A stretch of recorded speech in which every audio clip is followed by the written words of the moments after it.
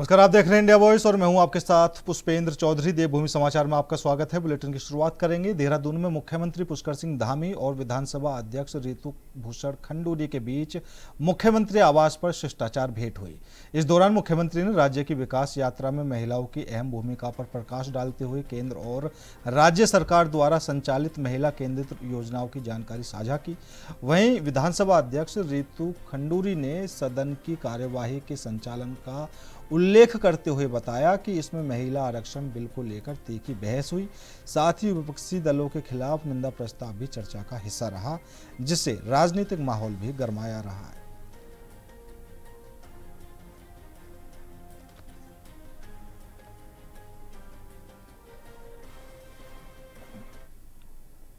नैनीताल जिले में इन दिनों राजनीतिक हलचल तेज हो गई है। लोकसभा अध्यक्ष ओम बिरला अपने तय कार्यक्रम के तहत 5 दिवसीय दौरे पर यहां पहुंचे हैं।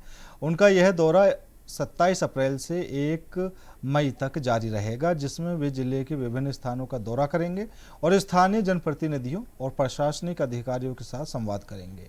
इस दौरान वे क्षेत्रीय विकास योजनाओं, जन सुविधाओं और प्रशासनिक कार्य की प्रगति की समीक्षा भी कर सकते हैं।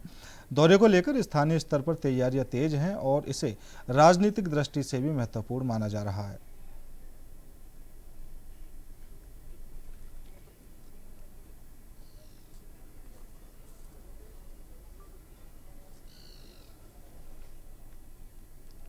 बीजेपी के राष्ट्रीय अध्यक्ष नितिन नवीन के उत्तराखंड दौरे को लेकर पार्टी कार्यकर्ताओं और नेताओं में खासा उत्साह देखने को मिल रहा है। राजधानी देहरादून में उनके स्वागत की तैयारियां तेज कर दी गई हैं और इस दौरे को संगठन के लिए एक महत्वपूर्ण अवसर माना जा रहा है। पार्टी पदाधिकारियों का कहना है कि इससे कार्यकर्ताओं में नई ऊर्जा का संचार होगा और संगठनात्मक गतिविधियां और अधिक मजबूत होंगी। बीजेपी प्रदेश प्रवक्ता कुंवर जपेंद्र सिंह ने बताया कि राष्ट्रीय अध्यक्ष नितिन नवीन के पद संभालने के बाद यह उनका पहला उत्तराखंड दौरा है, जिसे लेकर प्रदेश में उत्साह है। उन्होंने कहा कि मुख्यमंत्री पुष्कर सिंह धामी सहित पार्टी के सभी नेता उनके भव्य स्वागत की तैयारी में जुटे हुए हैं।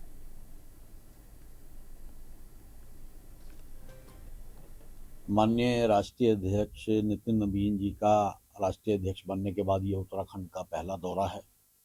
उत्तराखंड वासियों में उत्साह है और निश्चित तौर पर उत्तराखंड आकर वो देवभूमि में आकर देवभूमि का आशीर्वाद तो लेंगे ही, लेकिन जो ऊर्जा का संचार भारतीय जनता पार्टी के कार्यकर्ताओं में होगा, हम सब उनकी प्रतीक्षा कर रहे हैं। उनके स्वागत की तैयारियों में पूरा शहर उमड़ने के लिए तैयार है और निश्चित तौर पर हमारे राष्ट्रीय अध्यक्ष जी, युवा राष्ट्रीय अध्यक्ष जी के आने से युवाओं में जो ऊर्जा का संचार होगा वो प्रदेश के लिए, प्रदेश के विकास के लिए, और प्रदेश के युवा मुख्यमंत्री हैं, युवा मुख्यमंत्री धामी जी भी उनके इंतजार में पलकें बिछाए।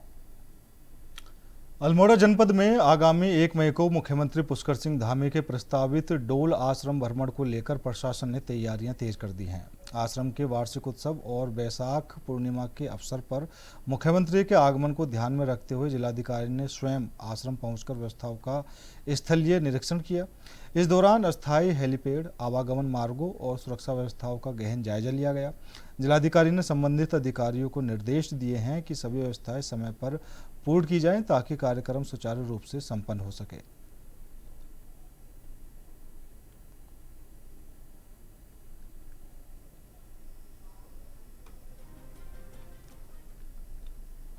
मुख्य सचिव आनंद वर्धन ने सचिवालय में कुंभ मेला 2027 की तैयारियों को लेकर संबंधित विभागों और अधिकारियों के साथ समीक्षा बैठक की है। बैठक में उन्होंने सबसे पहले मेले से जुड़े निर्माण कार्यों की प्रगति की जानकारी ली और कई परियोजनाओं के शासनादेश जारी न होने पर नाराजगी व्यक्त करते हुए 3 दिनों के भीतर आपत्तियों का निस्तारण कर आदेश जारी करने के निर्देश दिए हैं। मुख्य सचिव ने कुंभ मेले के लिए भूमि अधिग्रहण और भूमि आवंटन की प्रक्रिया तत्काल शुरू करने पर जोर दिया। उन्होंने निर्देश दिए कि विभागों और संस्थाओं को आवंटित होने वाली भूमि का कार्य 30 जून तक हर हाल में पूरा कर लिया जाए।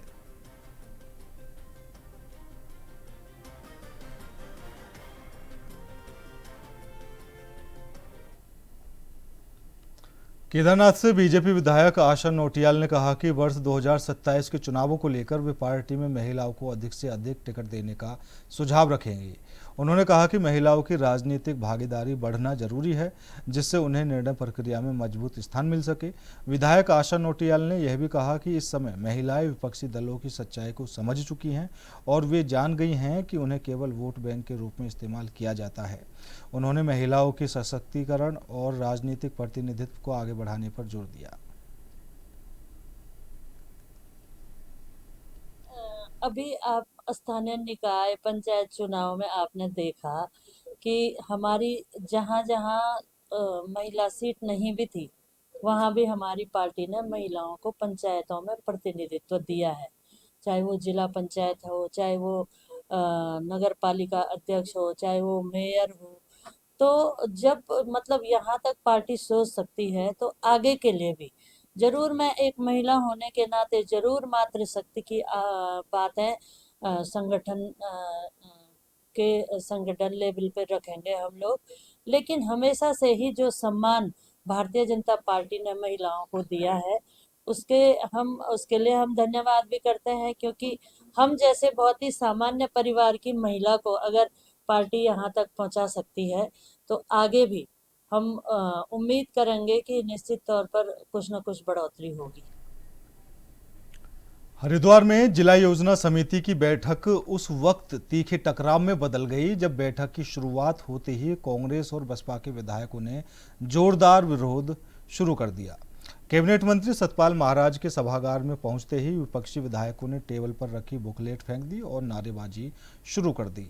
पूरे परिसर में धामी सरकार मुर्दाबाद के नारे गूंजते रहे, जिससे कुछ समय के लिए माहौल पूरी तरह तनावपूर्ण हो गया। कांग्रेस विधायक अनुपमा रावत, रवि बहादुर और बीएसपी विधायक शहजाद अली समेत कई जनप्रतिनिधियों ने बैठक की प्रक्रिया पर सवाल उठाते हुए इसे जनहित के बजाय ठेकेदारों के हितों से जुड़ा बताया। विपक्ष का आरोप है कि विकास योजनाओं में पारदर्शिता की कमी है और स्थानीय जनप्रतिनिधियों की राय को नजरअंदाज किया जा रहा है। हंगामे के चलते बैठक की कार्यवाही प्रभावित रही। हालांकि बाद में मंत्री सतपाल महाराज की अध्यक्षता में बैठक जारी रही, जबकि विपक्षी विधायक परिसर में धरना देकर विरोध जताते रहे।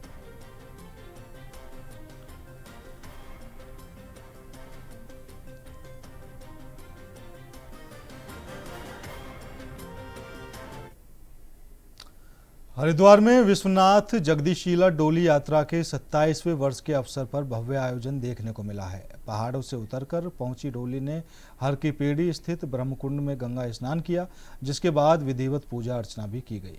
इस दौरान विश्व शांति, देव संस्कृति की रक्षा और संस्कृत भाषा के उन्नयन की कामना की गई। ढोल दमाऊ और नगाड़ों की थाप के बीच सैकड़ों श्रद्धालुओं के साथ पूर्व मंत्री प्रसाद नेथानी के नेतृत्व में डोली का हर की पेड़ी पर भव्य स्वागत किया गया। कार्यक्रम में संत समाज और श्रद्धालुओं की बड़ी भागीदारी रही, जहां इसे धार्मिक आस्था और सांस्कृतिक संरक्षण का प्रतीक बताया गया है।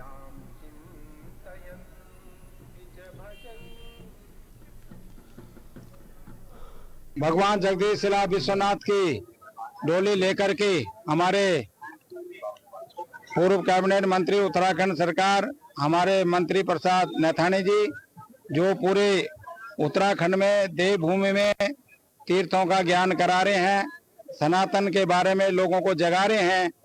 मैं भगवान विश्वनाथ से यही प्रार्थना करूंगा, देवी देवताओं से, पूरी देवभूमि उत्तराखंड जाग जाए, तीर्थों का ज्ञान हो जाए, पूरी देवी देवता जाग जाए, तो उत्तराखंड जो है देश के मानचित्र में नहीं, पूरी दुनिया के मानचित्र में हमारा देवभूमि उत्तराखंड होगा।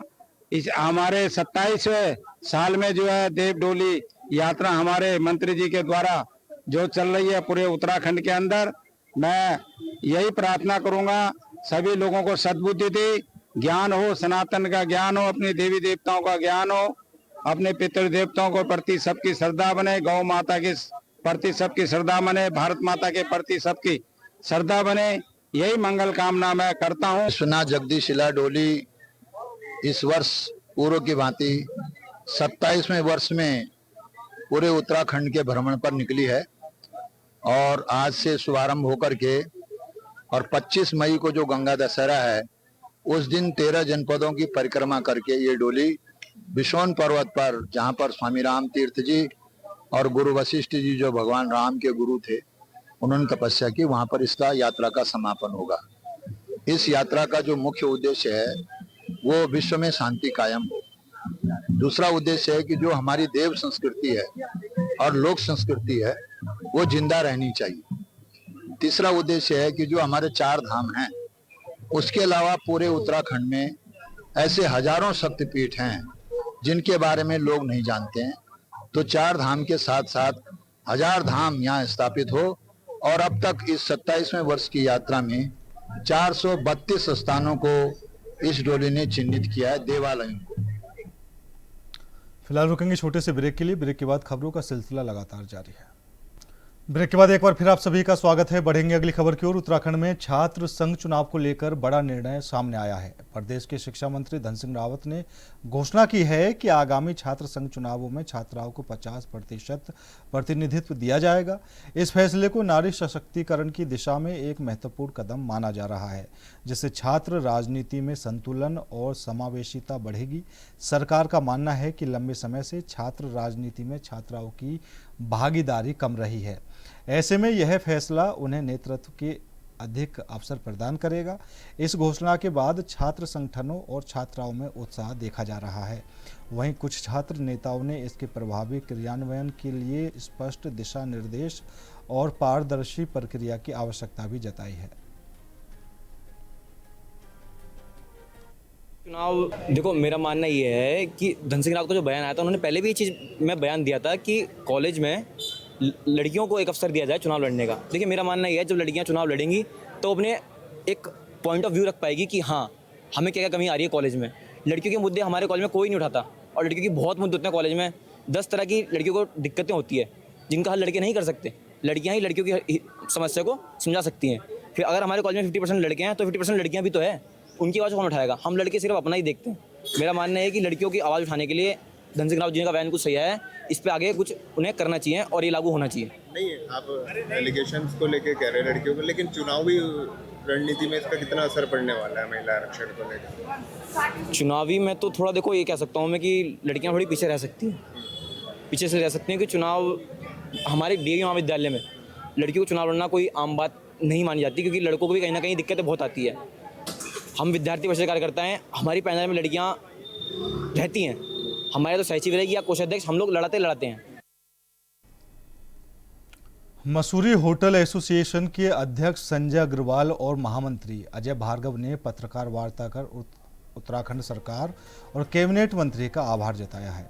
उन्होंने कहा कि शिव मंदिर के पास दूसरे वैली ब्रिज के निर्माण से मसूरी देहरादून मार्ग पर यातायात व्यवस्था में काफ़ी राहत मिली है और जाम की समस्या में कमी आई है। उन्होंने बताया कि 16 दिसंबर की आपदा में मुख्य पुल क्षतिग्रस्त होने के बाद सरकार ने 48 घंटे के भीतर अस्थायी वैली ब्रिज तैयार किया था, लेकिन संकरा होने के कारण वहां लगातार जाम की स्थिति बनी रही। होटल एसोसिएशन और विभिन्न संगठनों की मांग पर सरकार ने नया वैली ब्रिज बनाकर 24 अप्रैल को जनता को समर्पित किया। गत वर्ष 16 सितंबर को जो एक राहत मसूरी में आई थी, बादल फटने के फलस्वरूप शिव मंदिर के पास एक ब्रिज लगाया गया था। उस ब्रिज को इंस्टेंट रिप्लेस करने का तरीका पहले ब्रिज था, जो कि सरकार द्वारा निर्मित किया गया। मात्र 24 घंटे में जो पर्यटक यहाँ फंसे हुए थे उनको सेफ पैसेज दिया गया। इसके पश्चात हमने ये महसूस किया कि वो थोड़ा संकरा ब्रिज है, पर्यटक को आने जाने में जान का सामना करना पड़ रहा है। जो हाई वीकेंड आते थे हमारे जो आए हैं पिछले 6 महीने में, हर वीकेंड पे वहाँ पर जाम की स्थिति उत्पन्न हुई है। उसके पश्चात हमने सरकार से, माननीय मुख्यमंत्री से, माननीय गणेश जोशी जी ने निवेदन किया कि इसके पैरेलल एक अन्य ब्रिज लगना चाहिए। इसी के लिए हमने आज ये प्रेस कॉन्फ्रेंस की है। सबके माध्यम से हम सरकार का धन्यवाद घोषित करते हैं कि आपने हमारी बात को मानते हुए एक अन्य वैली ब्रिज का जो निर्माण वहां पर कराया। अन्य वैली ब्रिज जो है लगने से हम आश्वस्त हैं कि पर्यटक को आने जाने के लिए 2 ब्रिज मिलेंगी, तो तीसरी ब्रिज जाम नहीं लगेगी। हमारा सीजन जो है बस आने ही वाला है। मई, जून, जुलाई 3 महीने हमारे सीजन के होते हैं। उन 3 महीनों में हमारे पर्यटक महोदय जो आएंगे यहाँ घूमने के लिए, और जो हमारे लोकल यहाँ के हैं, तो किसी रूप से ये समस्या के लिए जूझना नहीं पड़ेगा। इसके साथ साथ मैं धन्यवाद करना चाहूंगा हमारे प्रेस, मीडिया प्रेस, सभी साथियों का, जिन्होंने भी अपने तहत बहुत अथक प्रयास किया, जिसके फलस्वरूप आज ये सेकेंड वैली ब्रिज मसूरी शहर को मिल पाए। सर एक अच्छी पहल तो सरकार ने की है, पर एक अब चुनौती रहेगी, क्योंकि मसूरी में जाम की एक बहुत बड़ी समस्या रहती है। पार्किंग हम पे इतनी नहीं है, तो उसको लेकर भी अब सरकार को आगे आना पड़ेगा। जी हाँ, अभी जो बैले ब्रिज लगा है उसमें हमारा निवेदन है कि यहाँ एक पक्का ब्रिज बनना चाहिए।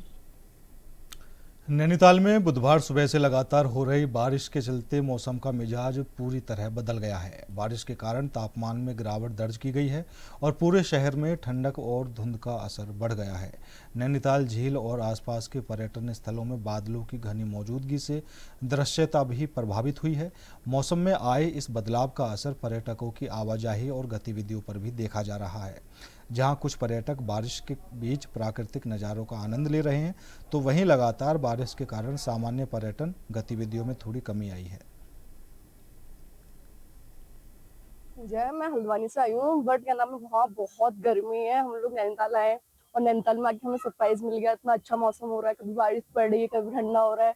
हम लोग बहुत जगह घूम गए हैं, बारिश हो रही है, भीग भी गए हैं, बहुत अच्छा मौसम हो रहा है, मजा आ रहा है घूमने में। सब लोग आए नीचे से यहाँ एंजॉय करें, बहुत प्यारा मौसम है, बहुत ठंडा भी है, बहुत राहत मिलेगी लोगों को यहाँ घूमने में। नीचे तो बहुत गर्मी है। हल्द्वानी के टांडा रेंज में लालकुआ से सटे जंगल क्षेत्र में हाथी के हमले में 2 लोगों की दर्दनाक मौत हो गई। यह घटना जंगल के भीतर पहाड़ी खत्ते इलाके की बताई जा रही है। घटना की जानकारी मिलते ही वन विभाग, पुलिस और राजस्व विभाग की टीम मौके पर पहुंची और मामले की जांच शुरू कर दी गई है। एसडीएम लालकुआ रेखा कोहली ने बताया कि वन विभाग और राजस्व की टीमें घटनास्थल पर पहुंचकर आवश्यक कार्रवाई कर रही हैं। पीड़ित परिवारों को मुआवजा देने की प्रक्रिया भी शुरू कर दी गई है। साथ ही आसपास के गांवों और जंगल क्षेत्र में वन विभाग की गश्त बढ़ाने के निर्देश जारी किए गए हैं, ताकि ऐसी घटनाओं की पुनरावृत्ति रोकी जा सके। क्षेत्र के हमारे जो टांडा रेंज है, इसके तराई पूर्वी वन प्रभाग में हमें सूचना प्राप्त हुई है कि हाथी द्वारा 2 व्यक्तियों की इसमें जान गई है। जो हमारी जो फॉरेस्ट की टीम है और पुलिस की टीम है और रेवेन्यू की टीम है, तीनों मौके पर पहुंची हुई है। बाकी जो भी कार्रवाई होगी, जो मुआवजे की धनराशि होगी, उनको तत्काल उपलब्ध कराई जाएगी। जंगल के पास घटना हुई है या आबादी वाले क्षेत्र में हाथी आया है? ये टांडा रेंज में खत्ता है, उस खत्ते की घटना है, तो जंगल में ही है। वन विभाग को निर्देशित किया है कि वन विभाग है, फॉरेस्ट की टीम है, रेवेन्यू की टीम है और पुलिस की टीम है, तीनों टीमें मौके पर पहुंची हैं। फिलहाल मेरे साथ इस बुलेटिन में इतना ही। बाकी देश और दुनिया की तमाम खबरों के लिए देखते रहिए इंडिया वॉइस।